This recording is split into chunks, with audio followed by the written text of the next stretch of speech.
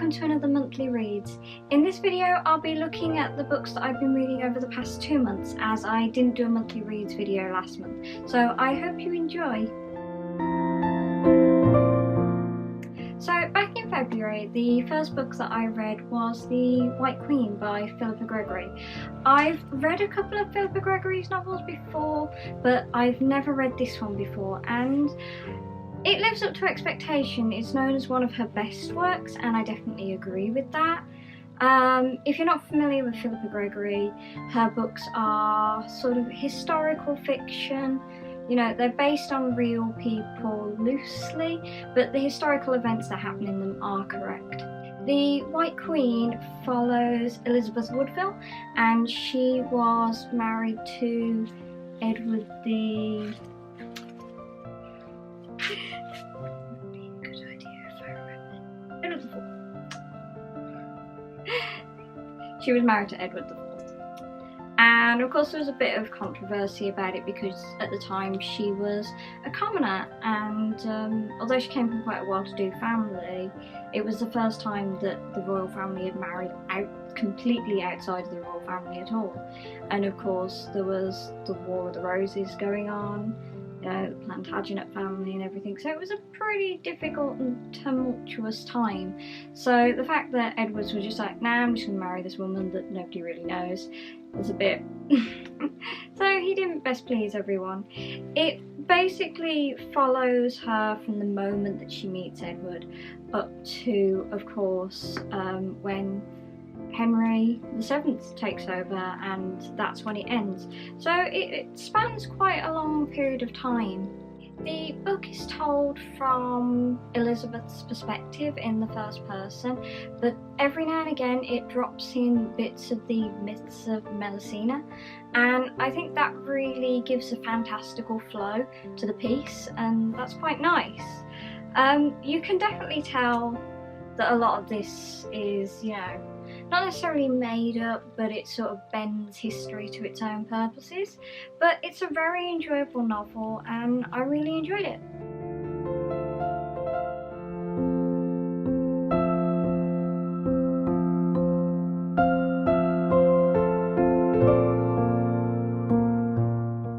So the second book that I read in February was actually another Philippa Gregory. I read The Other Queen. I found both of these books at a little charity bin outside the supermarket checkout. So yeah, put in a couple of pence and you get books, so that was quite good. Now this book I didn't enjoy. I didn't like it at all. It follows Mary Queen of Scots, and it does it from 3 different characters' perspectives, but all of these characters are caught up in the same place, and it's very short, so you'll get a little bit of like one person's perspective, then another person's perspective, then another. So in terms of pace, it feels like it's very quick because you're moving on to the next character very quickly, but in terms of what's actually happening, it's very ploddy and slow. It's mostly just people being very suspicious of other people, and after about the first 100 pages that gets boring, and that's how I felt. Mary herself is very vain, and she's very sort of... The feeling that I get with this book is a lot of what makes it up is very personal, deep inner thoughts that people have. And as somebody who loves history, I find that very difficult to sort of go, oh okay, this definitely happened, and it completely takes me out of it, because I didn't have that with The White Queen. With The White Queen, whenever it started to get too deeply personal, it went back to a big historical event that we have lots of evidence that happened.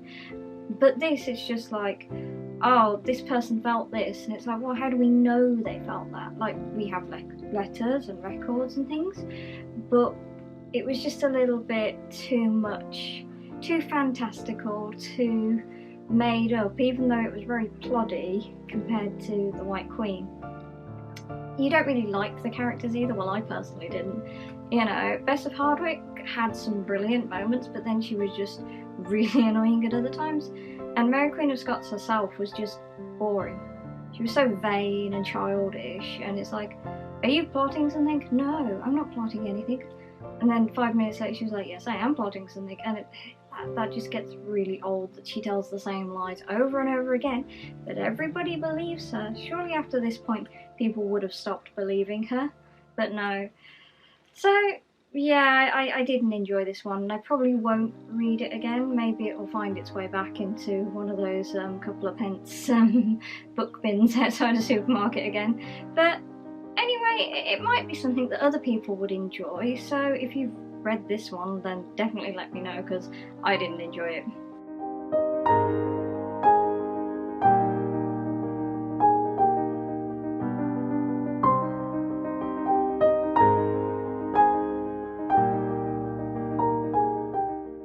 So throughout March I was reading one book, and it was this one. And you think Lord of the Rings is heavy going and Silmarillion, but no, this is heavy going. This is true old school literature and is very heavy going.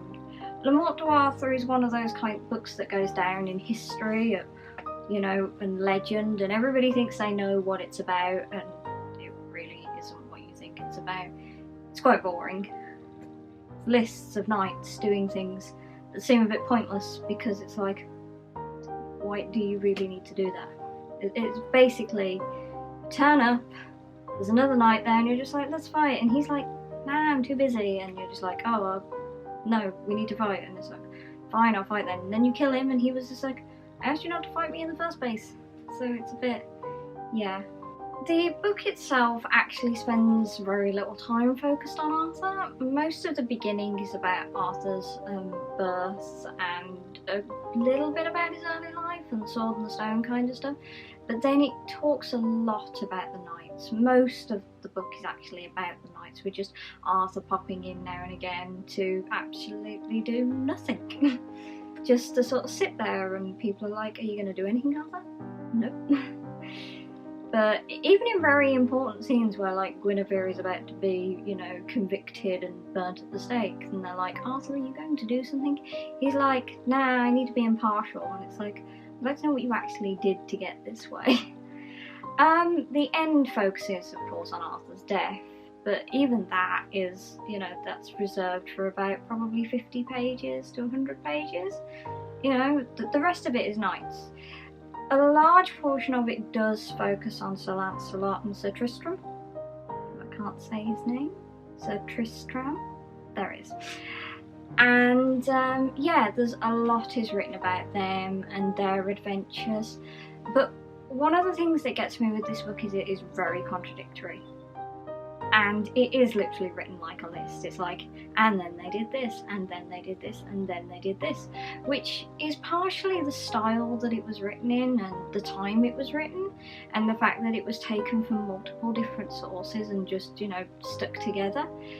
There are some very fun little stories in it and moments in it where certain things happen, but then the majority is just knights going on quests, saving damsels that either wanted to be saved, didn't want to be saved, or kind of set up the situation themselves. So, you know, and a lot of the bad guys in it kind of are only bad guys in the moment that they're needed to be bad guys, and for the rest of the time they're just plain background characters that don't really do anything.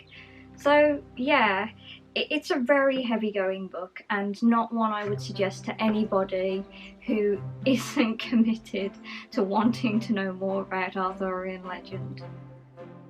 And you really don't learn a lot more about Arthurian legend from it anyway, because it's very confusing. It contradicts itself a lot. By a lot, I mean just basically don't try and figure out how old any of the characters are or who's related to who, because one minute they'll be related to one person, then they'll be related to another, and then you're just like, oh, are they related to both of them? And then later you'll find out that it was a completely different person, they just had the same name, but didn't bother to clarify that fact at all. So yeah, you really have to think about it while you're reading. It's not light falling asleep reading, although it did kind of put me to sleep a lot, which is why it took me a whole month to finish it. But yeah, that's Le Morte d'Arthur. It has some very pretty pictures in this edition actually, which did make it quite exciting to read, because you just flip through and then suddenly there'll be a whole page of a really beautiful medieval illustration. So, you know, Who doesn't like seeing damsels in castles and knights? You know, in pictures it looks all great, but when it's actually written down it gets a little bit bloody.